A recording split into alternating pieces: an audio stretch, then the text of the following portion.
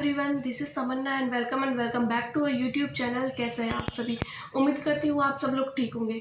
तो आज की वीडियो में मैं आप लोगों को बताने वाली हूँ मेरी सीटेट की स्ट्रैटेजी के बारे में। यानी कि आज से ठीक 25 दिन बाद, यानी आज है 24 जुलाई और आज से ठीक 25 से 26 दिन बाद हमारी सीटेट का पेपर है। सीटेट का पेपर है 20 अगस्त को। तो आज के हिसाब से देखा जाए तो हमारे पास में लगभग 25 दिन हो जाते हैं। तो 25 दिन के हिसाब से अगर हम आज से अगर कोई अपनी सीटेट के लिए प्रिपरेशन स्टार्ट करता है तो किस तरीके से सीटेट को एग्ज़ाम को क्लियर कर सकता है। तो आज की वीडियो में मैं आप लोगों के साथ में यही सब शेयर करने वाली हूँ। मैंने अपना जो पूरा स्केड्यूल बनाया है कि मैं किस तरीके से प्रिपेयर करती हूँ, इसको पूरा का पूरा मैंने एक अच्छे से पेपर में लिख लिया है और मैं अपनी पूरी की पूरी स्ट्रैटेजी आप लोगों के साथ में शेयर कर रही हूँ। अगर आप लोगों को मेरी ये वीडियो पसंद आए तो आप लोग इसको प्लीज़ लाइक कीजिएगा, सब्सक्राइब कीजिएगा और वीडियो को ज़्यादा से ज़्यादा शेयर कीजिएगा। और आप लोगों को मेरी स्ट्रैटेजी कैसी लगती है तो वो भी आप लोग मुझे कमेंट करके बताइएगा। तो बिना किसी देरी के हम चलते हैं हमारे कॉपी के पेज की तरफ और मैं आप लोगों को बताती हूँ कि मैंने अपनी किस तरीके से ये स्ट्रैटेजी बनाई है। चुके हैं हम हमारी कॉपी की तरफ और अब मैं आप लोगों को बताऊंगी कि मैंने किस तरीके से अपनी पूरी स्ट्रैटेजी बनाई है। जैसा कि मैं आप लोगों को बता चुकी हूँ कि अपना जो टारगेट है वो सीटेट का एग्ज़ाम है। सीटेट का एग्ज़ाम है और ये जो एग्ज़ाम है वो हमारा 20 अगस्त को होने वाला है। तो आज तो है डेट हमारी 24 जुलाई है। तो अगर आज के हिसाब से अगर मैं आप लोगों को बताऊं तो अपने पास में टोटल कितने दिन बचते हैं, तो अपने पास में टोटल 25 दिन बचते हैं। कितने दिन बचते हैं? 25 दिन। तो मैं आप लोगों के साथ में अपनी 3 घंटे की जो स्ट्रैटेजी है कि अगर मैं 3 घंटे भी अगर आप डेली में पढ़ाई करते हो तो आप किस तरीके से अपनी सीटेट के एग्ज़ाम को क्लियर कर सकते हैं। तो सबसे पहले तो मैं आप लोगों को अपनी स्ट्रैटेजी बताने से पहले सब्जेक्ट बता देती हूँ कि इसके अंदर कौन कौन से सब्जेक्ट आते हैं। तो देखिए, इसके अंदर टोटल 5 सब्जेक्ट आते हैं। सबसे पहला सब्जेक्ट आता है साइकोलॉजी, सेकंड सब्जेक्ट आता है हिंदी, उसके बाद आता है इंग्लिश। हिंदी और इंग्लिश मतलब इस तरीके से होते हैं कि लैंग्वेज होती है। अगर आप लोगों को हिंदी चूज़ करना है तो आप हिंदी कर सकते हैं, इंग्लिश चूज़ करना है तो इंग्लिश। इसके अलावा और भी बहुत सारी भाषाएं होती हैं जैसे बंगाली, उर्दू, संस्कृत और भी बहुत सारी भाषाएं हैं, राजस्थानी वगैरह। तो अगर आप लोग वो भी चूज़ करना चाहते हैं तो वो भी कर सकते हैं। उसके बाद में आता है साइंस और उसके बाद में आता है मैथ्स। जैसा कि आप लोगों को पता है कि मेरा सब्जेक्ट साइंस और मैथ्स है, इसलिए मैंने साइंस मैथ्स चूज़ किया है। अगर आपके सामाजिक यानी SST है तो वो भी आप चूज़ कर सकते हैं। आज की जो वीडियो है वो मैं आप लोगों को सेकंड लेवल के हिसाब से बता रही हूँ क्योंकि मैंने मेन फोकस इसी पे किया है। तो 24 डेज़ की स्ट्रैटेजी मैं आप लोगों को बताऊँगी कि मैं किस तरीके से कर रही हूँ। तो देखिए, जैसा कि हमको पता है कि यहाँ पे हमारी जो साइकोलॉजी होती है वो 30 मार्क की आती है, हिंदी होती है वो भी 30 मार्क की आती है, इंग्लिश है वो भी 30 मार्क की आती है, साइंस वो भी 30 मार्क की और मैथ्स जो होती है वो 30 मार्क की होती है। यानी कि अगर मैं सारे सब्जेक्ट मिला दूँ तो टोटल जो मार्क होते हैं वो 150 मार्क हो जाते हैं। यानी टोटल जो होती है वो 150 मार्क का ये पेपर होता है।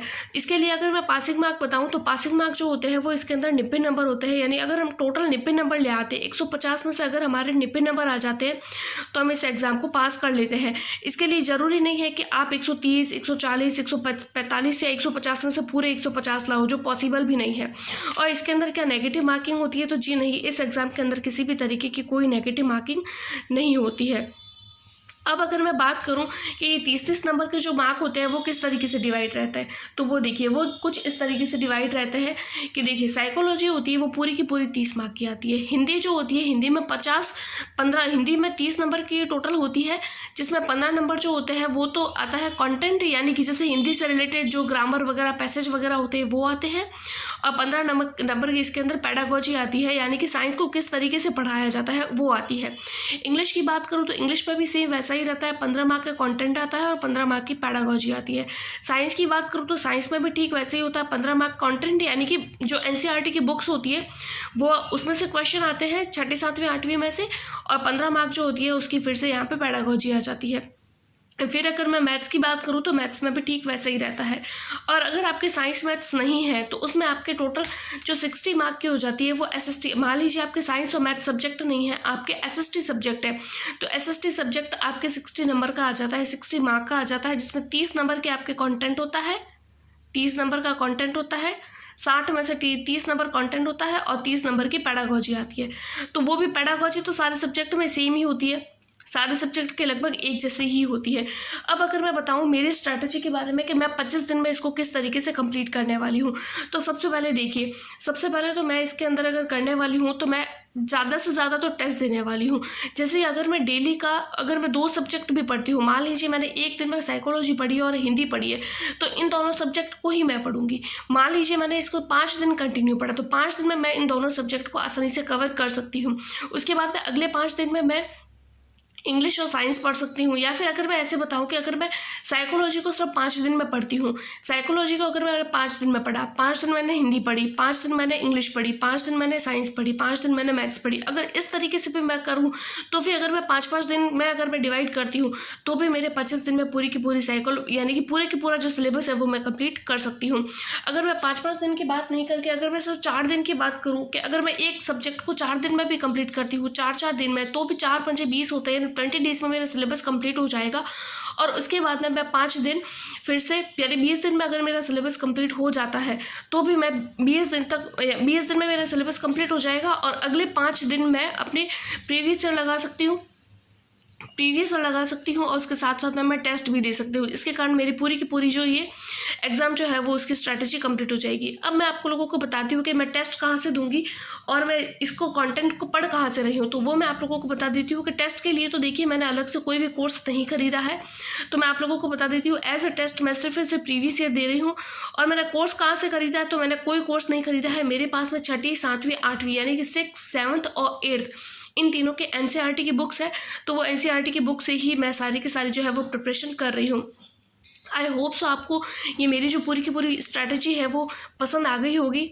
तो ये थी, जैसे कि अभी आप लोगों ने देख ही चुके हो कि ये थी मेरी पूरी की पूरी स्ट्रैटेजी कि मैं किस तरीके से अपने सीटेट के एग्जाम के लिए मैंने पूरी की पूरी 3 घंटे यानी अगर मैं डेली में 3 घंटे अगर मैं पढ़ती हूँ तो भी मैं अपने इस एग्जाम को पास कर सकती हूँ। उम्मीद तो यही है कि पास कर लूँगी, 90 मार्क जो है वो मैं ले आऊँगी।